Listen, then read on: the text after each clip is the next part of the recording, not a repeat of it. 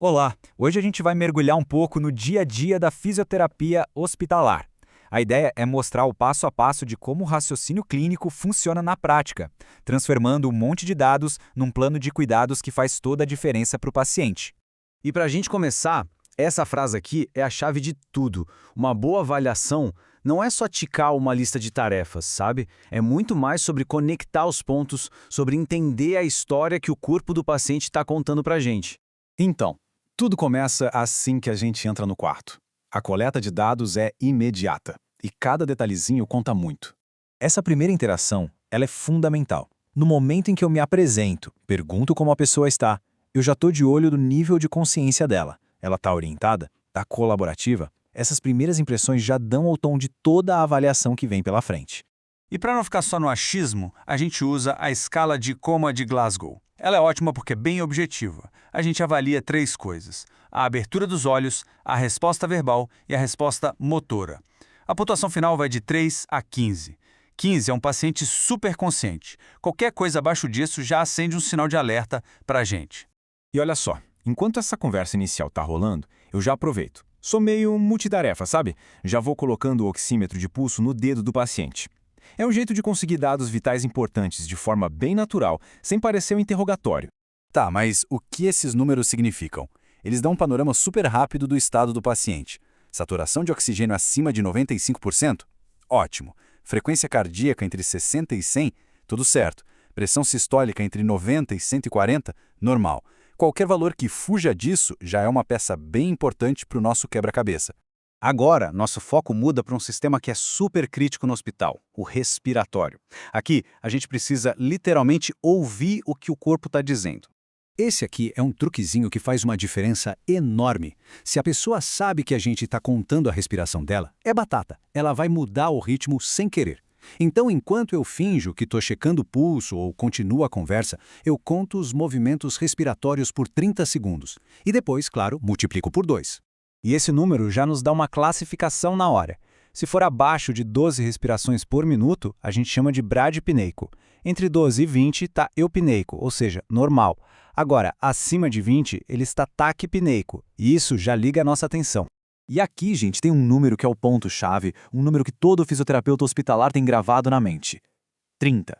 Se a frequência respiratória bate 30 ou passa disso, isso é um sinal de alerta máximo.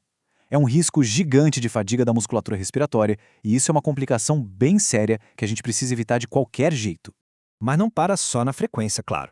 Eu olho se o paciente está usando oxigênio, observo o padrão da respiração para ver se tem algum esforço a mais, tipo usar a musculatura do pescoço para respirar. Aí pego o estetoscópio para ouvir os pulmões e, por fim, peço para ele tossir. Uma simples tosse me diz um monte de coisa sobre a força e a capacidade de proteger as vias aéreas. Certo, com o quadro respiratório mais claro, a gente vai para o próximo passo: força e movimento.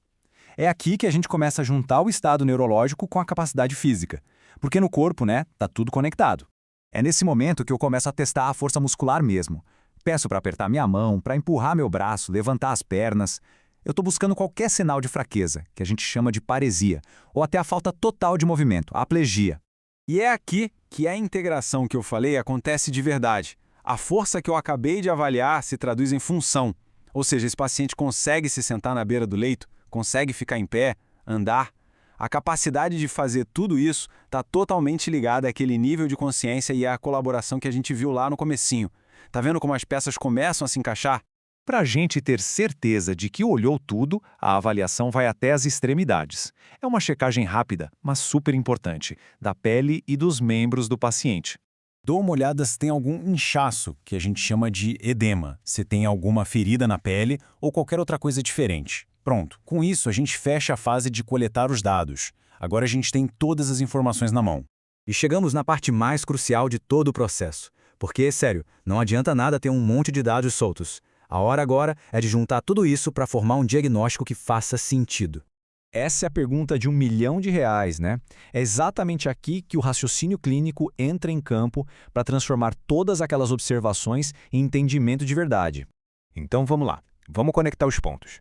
Primeiro, eu vi que o paciente está com a respiração bem acelerada, taquipneico, e a saturação de oxigênio está um pouco baixa. Guarda essa informação.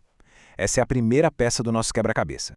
Aí eu adiciono o que eu ouvi no pulmão. alguns ruídos que não deveriam estar ali, que provavelmente indicam secreção. E a tosse dele? Fraca, não tá dando conta de limpar nada. Peças 2 e 3. E para fechar, eu conecto tudo isso com o fato de que ele tá com dificuldade para sentar, para ficar de pé. A fraqueza geral do corpo tá atrapalhando a capacidade dele de respirar fundo e tossir com força. Pronto, o quebra-cabeça tá montado. E a soma de todos esses achados me leva a um diagnóstico fisioterapêutico bem preciso. Tem uma parte do pulmão dele que não está ventilando direito. A gente chama isso de hipoventilação focal. E por causa de todo esse quadro, existe um risco bem claro dos músculos respiratórios dele cansarem. Agora eu sei exatamente qual é o problema e como a gente pode começar a agir.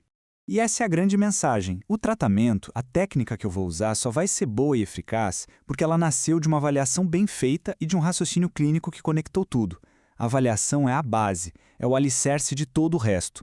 E agora eu deixo essa pergunta para a gente pensar um pouco. Sabendo que o problema é essa ventilação ruim e o risco de cansaço, o que a gente faria agora? Qual técnica seria a mais indicada?